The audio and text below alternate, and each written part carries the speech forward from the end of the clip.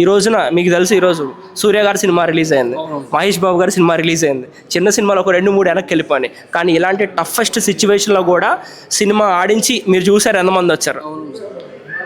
అంటే ఈ రోజున్న అంటే ఎలా చెప్పాలంటే ఒక కమర్షియల్ ఫిల్మ్స్ ఉన్నప్పటికీ ఒక మంచి కాన్సెప్ట్ ఓరియంటెడ్ సినిమాని జనాలు ఆదరిస్తారు అనే దానికి ఈ సినిమా ఎగ్జాంపుల్. ఫైనల్ మనం చూసుకున్నట్లయితే అంటే ఈ సినిమాలో అన్నీ ఉన్నాయి. ఓకే, అంటే ఇప్పుడు చైల్డ్హుడ్లో జరిగే కొన్ని సిచ్యువేషన్ ఉంటాయి, వాడి గురించి కూడా చూపించడం జరిగింది అనమాట. ఆ కాన్సెప్ట్ బేట్ తీసుకోవడం గల కారణం ఏంటంటే వాళ్ళ ఇన్స్పిరేషనల్ ఇద్దామనా లేకపోతే వాళ్ళు ఇలా చేయాలనా, అంటే ఇంకా సినిమా చూడడం వాళ్ళకి ఏం చెప్తారు మీరు దాని గురించి?